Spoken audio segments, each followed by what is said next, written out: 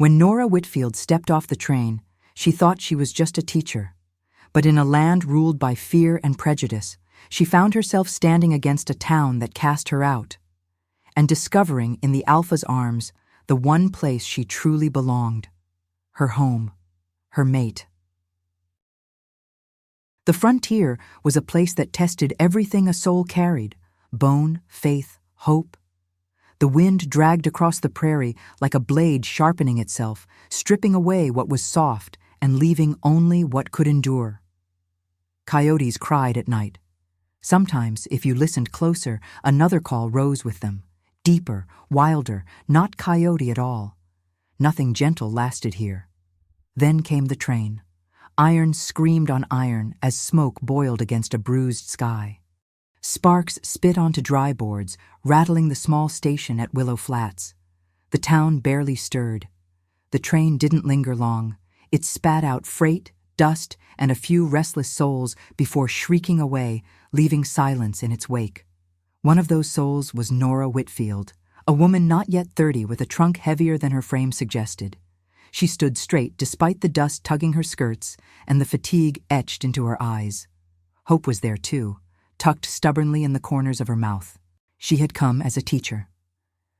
Behind the crooked town and leaning steeple, the land stretched into red stone hills. Hidden in those canyons, eyes already watched. An Alpha kept his people close, bound by blood and the old ways, unseen but ever present. The train had come and gone, but something had changed.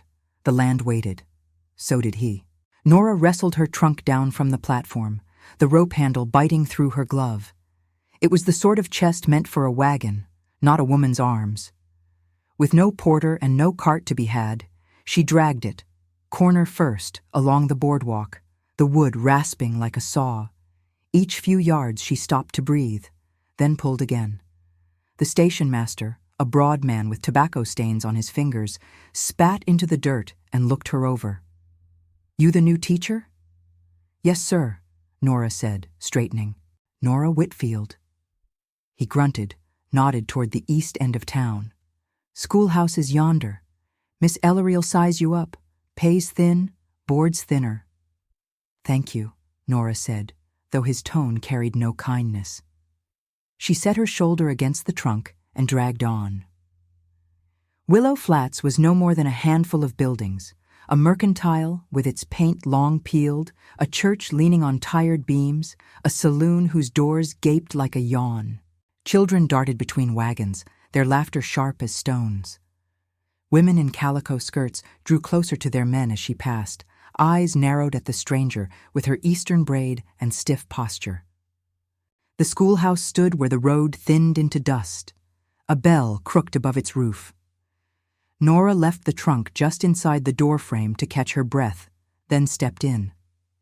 Inside, she found Miss Ellery, a thin, gray-haired woman with spectacles low on her nose. She looked Nora over the way one examined a ledger. "You read?" "Yes." "Cipher? Keep order?" "I can." Miss Ellery sniffed. "We've been short-handed since spring. You'll manage the lower lessons. There's a cot in the back until you find lodging. Don't expect wages on time." "It will be enough," Nora said, and she meant it. She borrowed a boy and a length of rope to haul the trunk to the back room. Even with help, it went in by inches, bumping each sill like a mule refusing the barn. Chalk dust already lay on every surface. She rolled up her sleeves. The next days settled into rhythm. Nora learned her charges: wide-eyed girls clutching slates, restless boys who carved initials into desks. She kept her voice steady, firm when needed, soft when not. Chalk dust clung to her skirts. In the evenings, she returned to the cot behind the classroom, her body weary, but her heart lightened by the sound of children learning their letters. But Willow Flats was a place where suspicion ran deeper than wells. It came to a head one bright noon. At recess, Nora heard raised voices. She crossed the yard to find a circle of older boys surrounding a smaller child. A boy with 2 braids, a beaded thong around his wrist. His chin lifted in quiet defiance, though his fists were clenched at his sides. Say something in your savage talk, one boy sneered, shoving him hard enough to stagger. That's enough, Nora said sharply, stepping between them. Her skirts flared as she turned to the child. What's your name? Tavi, Miss Nora, he answered softly. Thank you, Tavi. She faced the others, her tone like iron. You'll apologize. Now. You can't make us, one spat. He don't belong here. This school teaches letters and numbers, Nora said, her voice steady. Cruelty is not on the board. You'll apologize or spend every recess inside until you learn better. The boys shuffled, muttered, but one by one they mumbled their apologies and broke away. Nora crouched to Tavi's height. Are you hurt? He shook his head, amber-brown eyes bright. No, Miss Nora, thank you. He bolted toward the fence, but not before she caught the faintest glimmer of relief in his eyes. When she stood, Miss Ellery was watching from the doorway, expression pinched. We don't make spectacles here, she said coldly. We maintain harmony. Isn't that what I did? Nora asked. Some children bring trouble simply by being here. You'd do well to remember that. The warning was only the beginning. Over the next week, whispers spread. Women turned away when Nora entered the mercantile. Men muttered when she passed the churchyard. And in her classroom, children carried their parents' suspicion in the set of their mouths. The summons came at dusk. Pastor Griggs and Mr. Harlan from the board stood stiff in the schoolhouse. The town has concerns, the pastor said. We cannot abide unrest. These are delicate times. Delicate for whom? Nora asked. For all of us, Harlan said. Your judgment has stirred division. Families are uneasy. We thank you for your service, but it ends here. Miss Ellery said nothing, only folded her hands tight as if to wash herself clean of the matter. Nora's voice shook, though she stood tall. Because I refused to let cruelty stand? Pastor Griggs smiled thin. Because you forgot what keeps this town together. By nightfall, Nora folded her dresses into her trunk. The cot was already promised to another. The street was dark as she stepped out, the bell tolling hollow overhead. Not a door opened. Not a soul offered her a roof. At the edge of town, she dragged her trunk along the dirt road, arms aching, the rope cutting new grooves into her palms. Miss Nora? She turned. Tavi stood in the scrub, eyes solemn. He gestured toward the hills. You can't stay here. Come with me. Your family will worry, she said gently. They'll know where I am, he replied, and you'll be safe. Nora looked once over her shoulder at Willow Flats, the town that had closed its doors to her, then tightened her grip on the rope handle. All right, lead on. Tavi smiled faintly and turned to the narrow trail. Nora followed, her trunk bumping over the stones, into the hills where the land waited, and where the Alpha's world lay hidden. The trail Tavi chooses is barely a seam in the earth, winding into red stone that rises on either side like a tide frozen mid-surge. Evening gathers in the cuts and creases of the land. The air cools and sweetens with the scent of water long before Nora hears it. Her trunk grows heavier, then intolerable. When she stumbles, Tavi doubles back without a word and hooks a small hand beneath the rope handle. Together, they drag it the last paces into shadow. The canyon opens suddenly, a long throat of stone stitched with cottonwoods, their leaves flickering silver. A narrow creek moves through it, soft as thread. Firelight glows deeper in, where the ground widens into a low camp sheltered by rock. Figures shift at the edges of flame and shade. Tavi whistles once, a high, careful trill. The sound touches the stone and comes back different. Shapes detach from the cottonwoods, men and women with hair braided or loose, shirts and leathers worked with bead and fringe, expressions watchful. Children peek from behind legs, eyes bright as coals. Tavi slips to a woman's side and catches her fingers. She helped me, he says, voice small but sure. At the school, they sent her away. The woman studies Nora, not unkind, but weighing. She is perhaps 30, with a calm that feels older than her face. "You walked out of town alone," she says. "They gave me no place to stand," Nora answers. "I came because I had nowhere else." She hears her words and knows they are the plain truth. From the deeper rim of shadow, a tall figure steps forward. The people around Nora go still without being told. He is broad-shouldered beneath a fringed jacket, hair bound back with leather, a pale scar slanting his cheek. His eyes catch the firelight, amber and sharp as live coals. Authority rides his silence. It gathers the space and holds it. He looks first at Tavi. "You brought her." "Yes," Tavi says, chin lifting. "Miss Nora stood for me." Those eyes turn to Nora. She feels the regard like weather on skin, cool, exacting, the kind that tells you whether the day will be kind or hard. "Who are you?" His voice is low, rough-edged, carried more in the chest than the throat. "Nora Whitfield," she says. "I can read and teach. I can mend, cook simple things, keep good accounts. I won't take more than I earn." He doesn't answer immediately. A hawk cries somewhere high above the rim. The canyon hands the sound back softer. The man's jaw shifts once, considering. "Takoda," someone murmurs behind Nora, not to introduce him so much as to put a name beneath the gravity. He nods once, the smallest concession. "She can share our fire one night," he says. "Food, water." He looks at Nora again, and the amber in his eyes hardens. "Tomorrow we decide." Relief loosens Nora's knees. She inclines her head. "Thank you." They take her trunk without fuss, two young men with easy strength, and Nora is guided toward the fire circle. The woman who first spoke to her kneels to add another pot to the coals, the broth's scent, meat and corn and wild herbs, lifting into the cooling air. "I am Ayana," the woman tells her, with a small smile that reaches the eyes. "Sit, eat. You look like the dust tried to keep you." Nora laughs once, surprised by the sound. It shakes the dust from somewhere inside her. She sits where Ayana pats the blanket, accepts a wooden bowl, and tries not to rush the first spoonful. Heat and salt and richness bloom through her chest. She murmurs thanks, though no one asked her to speak at all.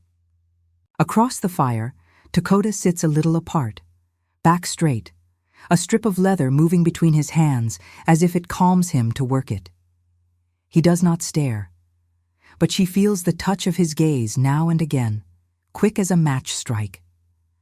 The others watch her, the way people watch weather they don't yet trust, measuring for change, for danger, for blessing. It is not unkind, it is simply careful. When the bowls are emptied, the evening folds into tasks. A man mends a bridle with sure, quiet pulls. A girl fingers beads into a pattern that looks like water. Ayana teaches a little one to wrap a sleeping roll tight.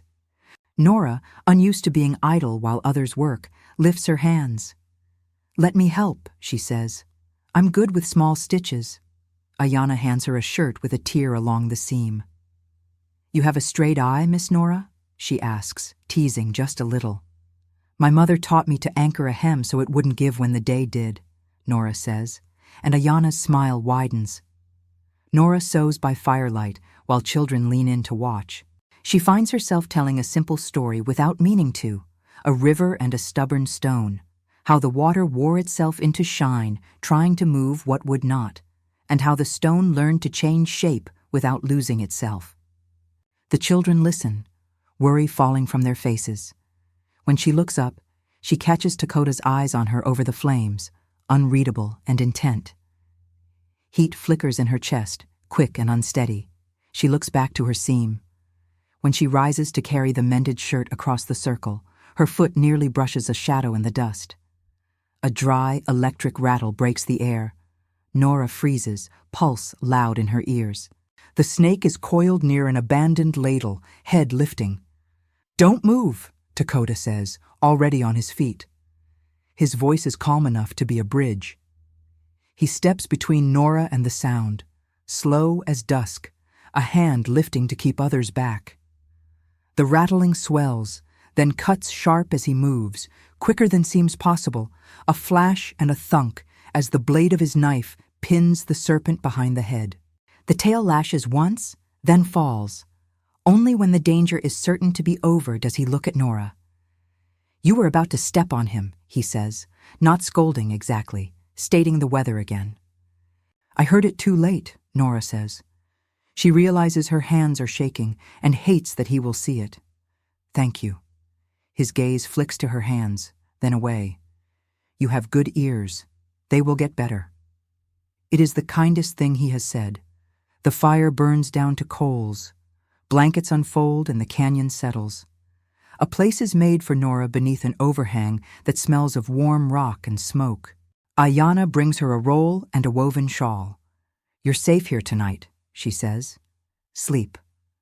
Nora lies on her side, hands folded beneath her cheek, watching the last sparks drift into the dark. The camp hums with small sounds, the creek's patient song, the breath of sleeping children, a low murmur where two men finish a quiet argument and let it go. Now and again there is another sound, soft, almost a growl, turning in the chest, not unfriendly, like someone who dreams with their hands still on responsibility.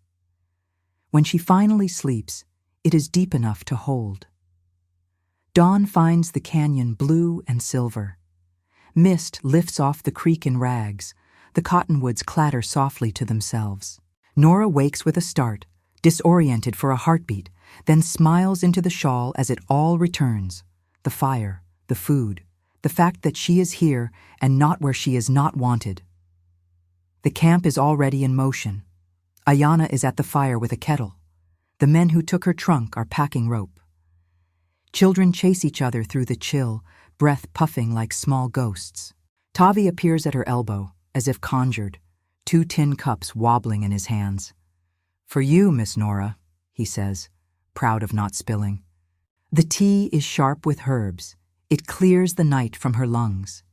"Thank you," she says, and means more than the cup.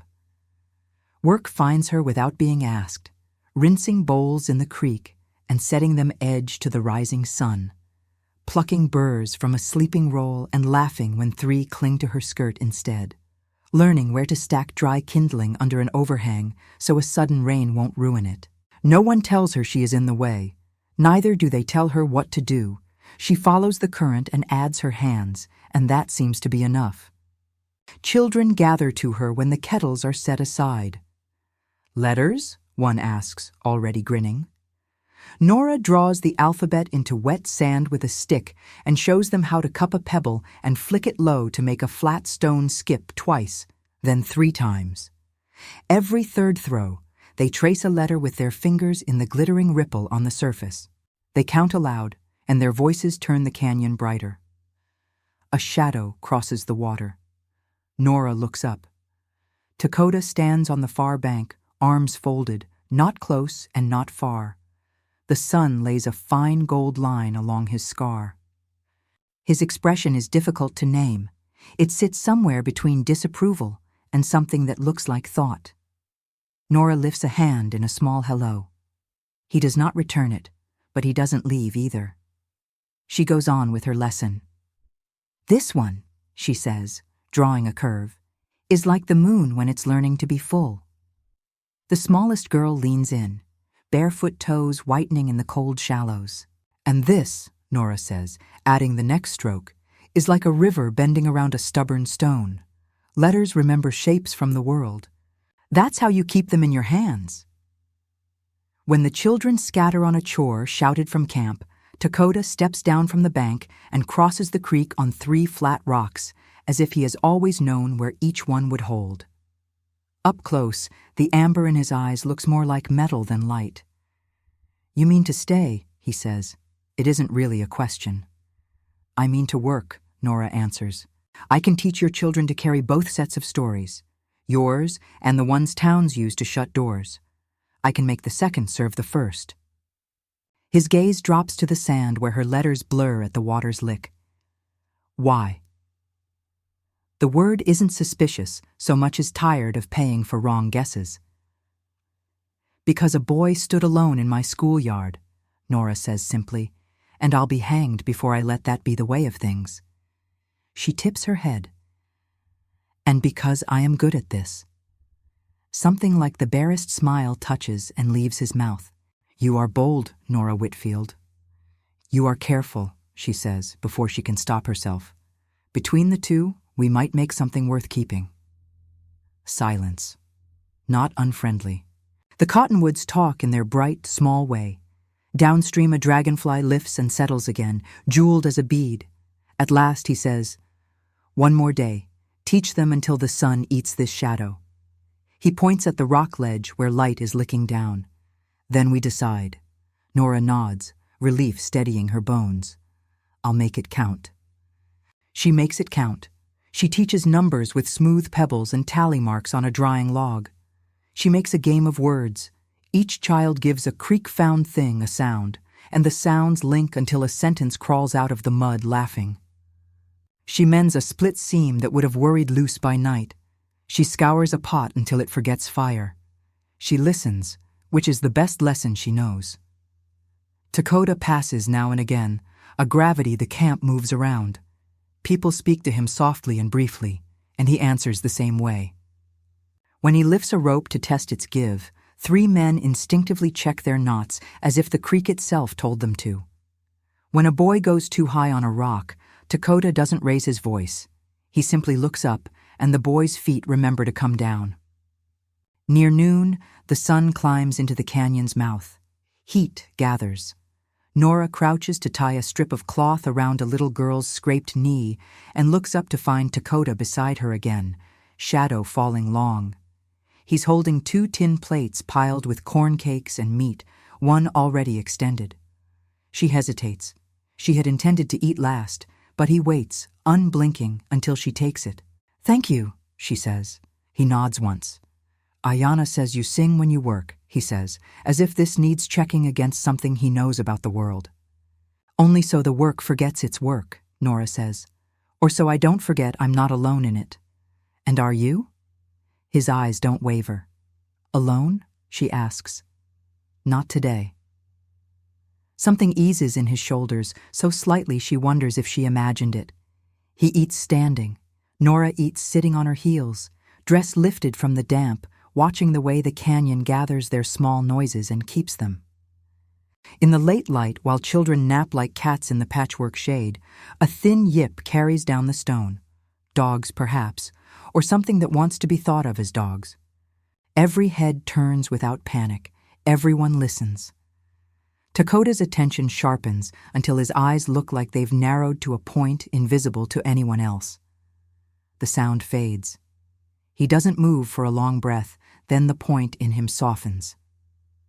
"Not for us," he says to no one, and everyone hears.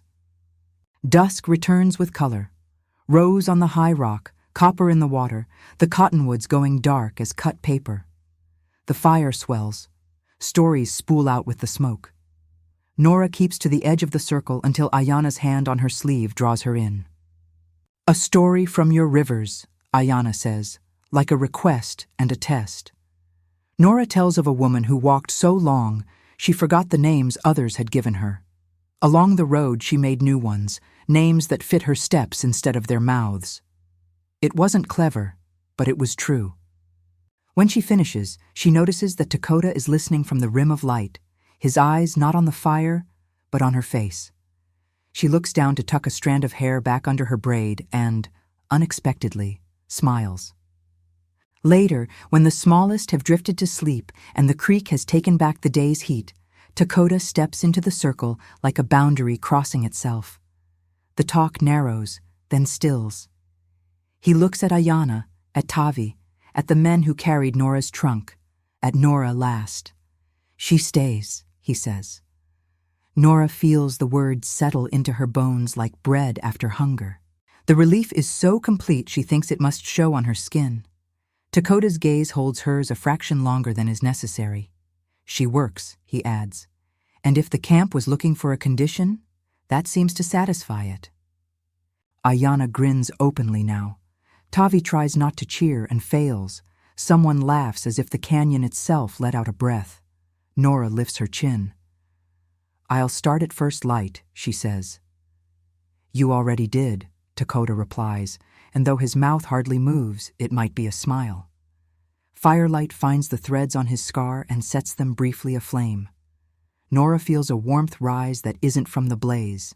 She doesn't have a name for it, so she doesn't give it one. The canyon has room for truths that can wait. Night takes them again. The creek sings. Somewhere on the rim, a single long note moves through the dark, too rich for coyote, too deep for any dog.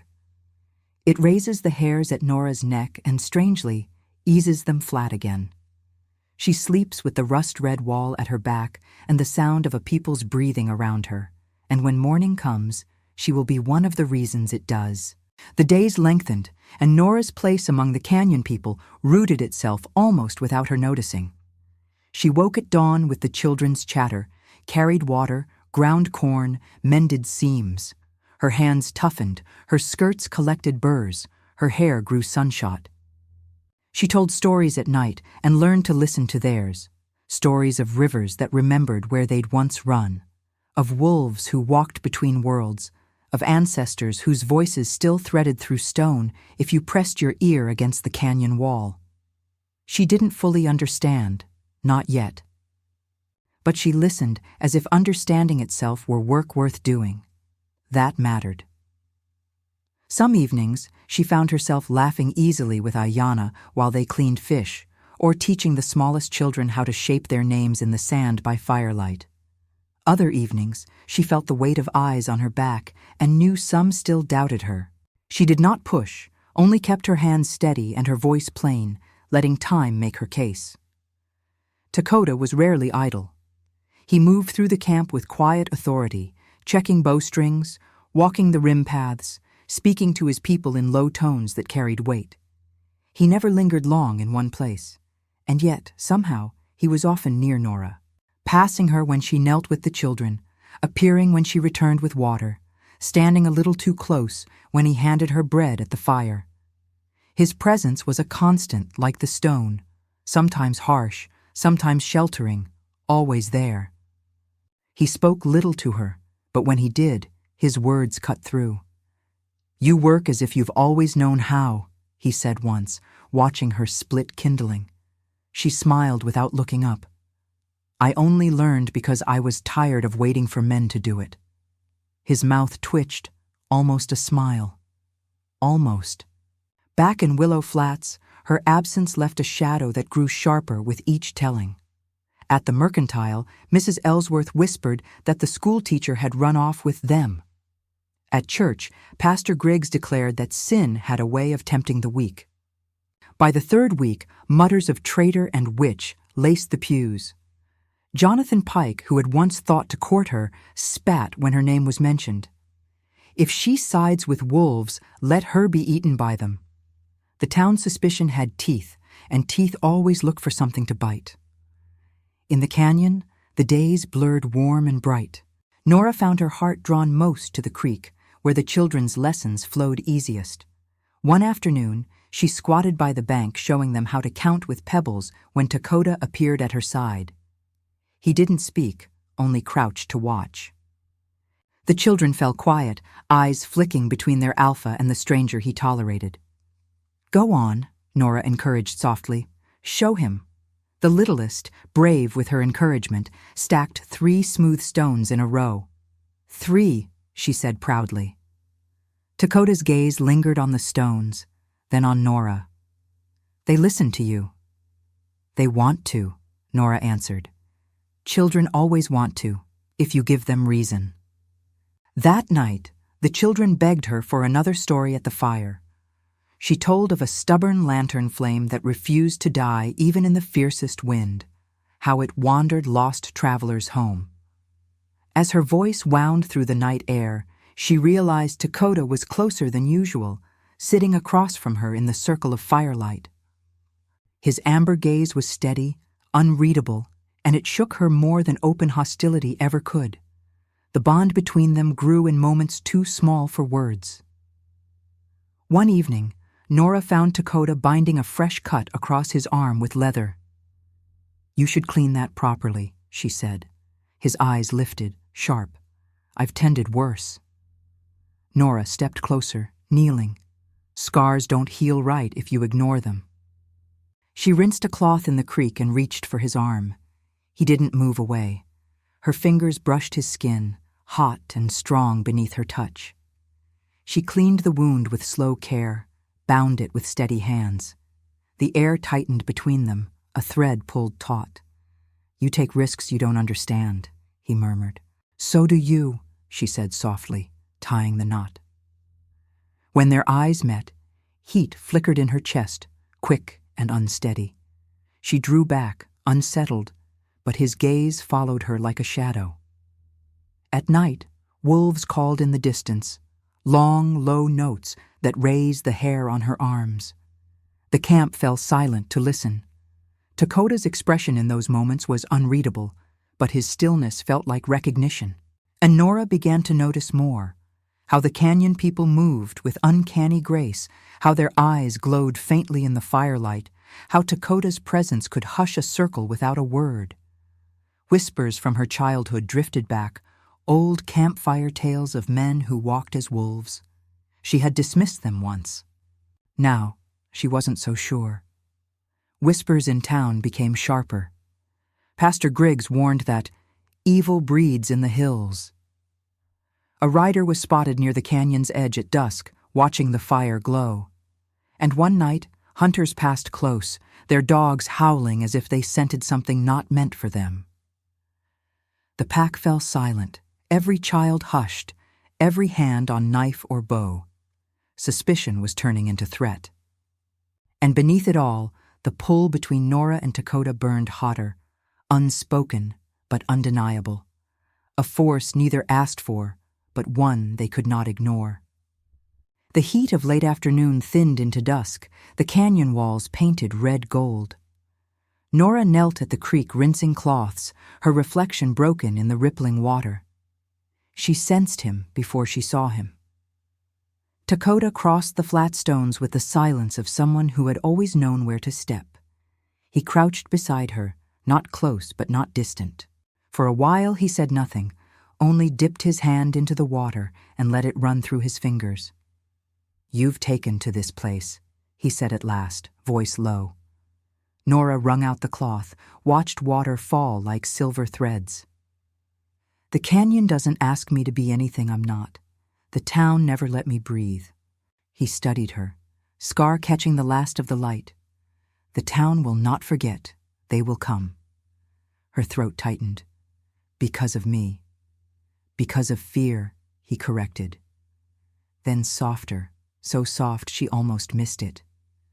"You were right to stand for the boy, right to stand for all of them. But when you did, you tied yourself to us." Their eyes met. She felt it then, like a thread drawn tight between them, unseen but real. Her fingers brushed his when she reached for another cloth. His hand did not pull away. Heat flared in her chest, steady and startling. "I don't regret it," she whispered. Something shifted in his gaze, raw and unguarded. His hand turned slightly, brushing hers in return. Then a shout echoed down the canyon, snapping the moment like glass. Riders. Men lined the ridge, torches like false stars. Pastor Griggs's voice carried sharp as stonefall. "Send her out! Send the witch!" The canyon's people tightened ranks, pulling children back, bowstrings lifted. Nora gathered the youngest into her arms, heart pounding. She turned to Takoda. "If I go, will it spare them?" His eyes burned. "You would give yourself?" "I would, if it saves the children." He stepped close, fierce and unyielding. "They will not have you, not while I stand." A rifle cracked. A cottonwood splintered, bark raining down. Another shot burst a pot by the fire, sending shards flying. Then the riders came, stumbling into the canyon mouth, fire in their fists, rifles shaking. Takoda met the first with storm and stone, wrenching him from his horse, shattering another's weapon, scattering two more with sheer force. 3 slipped past. They charged toward the huddled children. Nora did not move from her place. She lifted the torch high, fire a wall before them. "One step closer," she warned, voice like iron. "And this fire will be the last thing you see." They faltered. Fear flickered in their eyes. Behind her, a gun cracked. Takoda staggered, blood blooming across his shoulder. Pastor Griggs lifted his rifle again, eyes wide with zeal. Nora didn't think. She hurled her torch. It struck his sleeve, fire running up cloth. He screamed, rifle dropping, men clawing at him to tear away the flame. Takoda turned, and the bond snapped open in him like thunder. His body rippled, stretched, changed, man to wolf, wolf to man, neither and both. Amber eyes blazed molten gold. His growl rolled through stone. The raiders broke. Horses screamed, men scrambled, torches fell into the creek. They dragged Griggs away, shouting curses that melted into terror as they vanished into night. Silence returned ragged, broken only by the children's thin sobs and the crackle of dying fire. Takoda swayed, half-shifted, blood dark against bronze skin. Nora left the children only long enough to reach him. She pressed her hands to his wound, breath harsh. Their faces were inches apart, her chest brushing his arm as she bound him. "You're hurt," she whispered. His eyes, still glowing, met hers. "You should fear me." Her hand lingered at his cheek, soft against the scar. "I don't. What I fear is losing you." Something in him broke, something old, held too long. His hand caught hers, held it tight, his forehead lowering to hers in raw need. Their breath mingled, fierce and unsteady. "You are mine," he rasped, not command but confession. "I think I was from the start," she whispered back. At dawn, smoke rose pale over a camp still whole. The canyon gathered to hear Takoda speak, his bandaged shoulder stark beneath his jacket. "She stood with our children," he said, voice carrying to every ear. "She faced their fire and their hate, and she did not bend. She is no outsider." Ayana stepped forward with a necklace of beads and shell. Takoda lifted it and placed it against Nora's throat. His fingers lingered too long, tracing the curve of her collarbone. His forehead touched hers again, slower this time, breath warm at her lips. "If you choose it," he murmured, meant for her alone. "This is your place. With us. With me." Nora's hand rose, covering his where it rested at her collar. Her eyes held his, steady. "I choose it. I'm not leaving." Around them, the people murmured approval. But Nora only heard the low rumble of his breath, only felt the warmth of his hand at her throat. Their bond was no longer unnamed. That night, under a sky of wild stars, Nora lay with stone at her back, children safe nearby, and Takoda's promise burning in her chest like a second heartbeat. In the heart of the canyon, she found more than shelter. She found her place, her future, and the mate who would stand beside her for all her days. Most of all, she found love. If you like this story, please like, share, and subscribe. It helps this channel grow. Thanks for watching.